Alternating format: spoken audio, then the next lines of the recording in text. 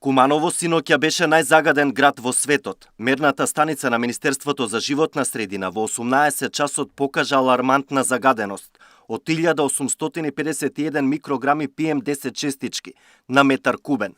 Во текот на ноќта загадувањето во градот се намали. Градоначалникот Максим Димитриевски вели дека службите од општината веднаш излегле на терен и лоцирале дека системот за грејење во Кумановската болница, кој функционира на мазут, е изворот на загадувањето, а вредностите се толку високи, зашто мерната станица стара 20 години се наоѓа во дворот на здравствената установа.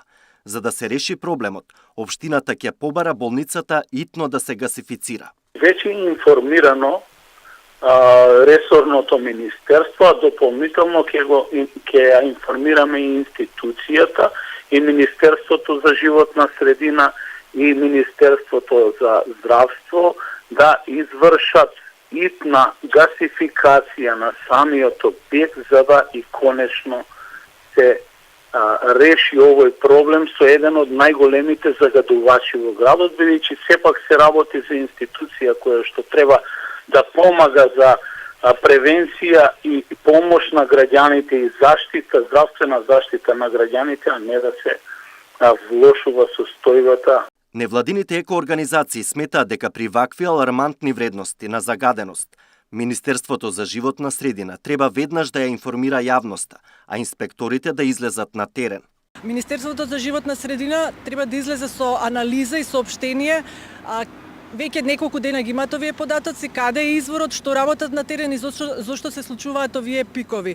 Сепак тоа е нивна референтна мерна станица, не е од овие аматерските што до некаде го покажуваат трендот, така да оставам на нив тоа да го кажат во наредните денови. Сметам дека Министерството треба да си има дополнителна опрема, мерачи на прашина или мерачи такви мобилни мерни станици кои треба да ги набави, да ги постави исто така на тоа место за да може да увиди кој е изворот на проблемот. Значи има начин како да утврдат од каде доаѓа, зошто доаѓа и доколку е потребно да ја променат локацијата на мерната станица, што исто така е веродостојно.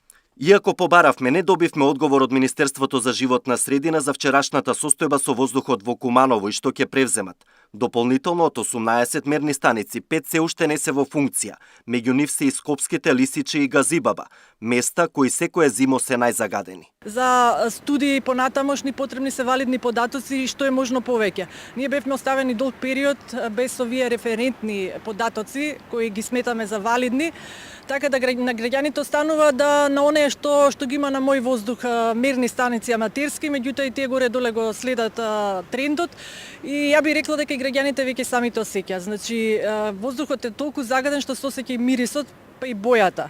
Мислам дека ќе се избегнала ваквата ситуација доколку мерните станици редовно биле калибрирани, сервисирани, редовно би биле заменувани, по потреба поставувани нови за да се изгради една мрежа. Која е причината зашто ја правиме мрежата?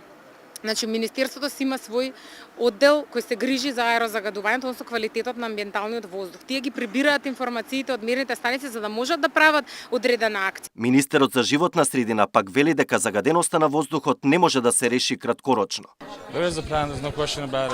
Значи, ова не е прашање кое што може да се реши краткорочно, туку се мора да се работи долгорочно. Мораме сите заедно да работиме на тоа.